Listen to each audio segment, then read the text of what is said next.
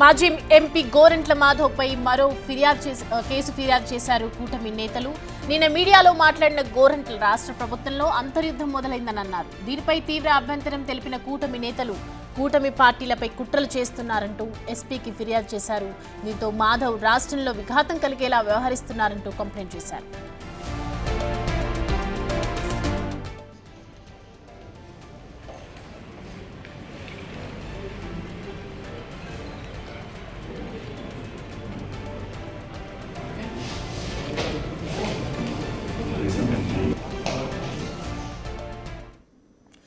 ఈ అంశానికి సంబంధించి పూర్తి డీటెయిల్స్ మా ప్రతినిధి యోగానంద్ అందిస్తారు. యోగానంద్, చూస్తూ ఉన్నాము కూటమి పార్టీలు కలిసి ఎస్పీకి ఫిర్యాదు చేయడం వల్ల ఇవాళ కేసు నమోదయ్యింది గోరంట్ల మాధవ్ మీద. సో ప్రజెంట్ అప్డేట్స్ ఏంటి?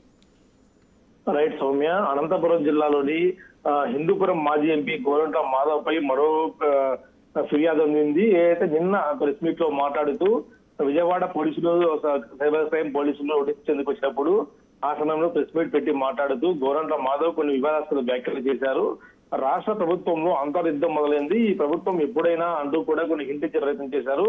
అంటే ఈ కూటమి పట్ల కుట్రలు పడుతున్నారు, దీంట్లో కాన్స్పిరసీ ఉంది అంటూ కూడా కూటమి నేతలు జనసేన టీడీపీ నేతలు ఇవాళ జిల్లా ఎస్పీకి కూడా ఫిర్యాదు చేశారు. దీనిపై కేసు నమోదు చేయాలంటూ కూడా వారు కోరుతున్నారు. అలాగే రేపు హోంమంత్రి పర్యటన ఉంది కాబట్టి దానికి కూడా ఆమెను కూడా అడిగి వినతి పత్రం ఇస్తాం, డీడీపీ కూడా కేసు గురించి బ్రీఫ్ చేసి ఆయన కూడా వినతి పత్రం ఇస్తామంటూ కూడా కూటమి నేతలు చెప్తున్న పరిస్థితి ఉంది. అయితే గోరంట్ల మాధవ్ వ్యాఖ్యల పట్ల తీవ్ర అభ్యంతరం వ్యక్తం చేస్తున్నారు కూటమి నేతలు.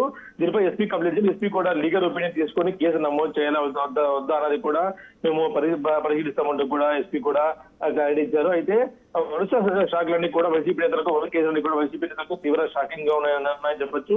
నిన్న ఒక్కసారిగా విజయవాడ పోలీసులు మాధవ్ నోటీస్ ఇవ్వగా పెద్ద ఇష్యూ జరిగింది. ఆ ఇష్యూలో మాట్లాడుతూనే మరో కేసు కూడా నమోదైంది. ఇలా కేసుల మీద కేసు నమోదవుతుండడంతో ఏం చేయాలో దిక్కుతేనే పరిస్థితుల్లో వైసీపీ నేతలు ఉన్నారు సౌమ్య.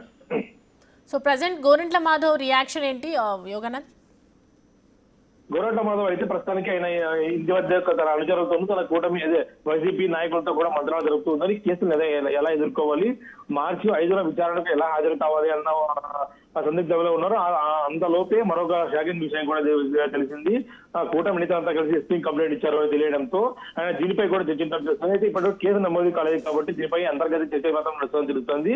ఒకవేళ కేసు నమోదు దీన్ని ఎలా ఎదుర్కోవాలనేది కూడా సమాలోచన జరుగుతున్నట్టు తెలుస్తుంది Soumya. Thanks for the updates Yoganand.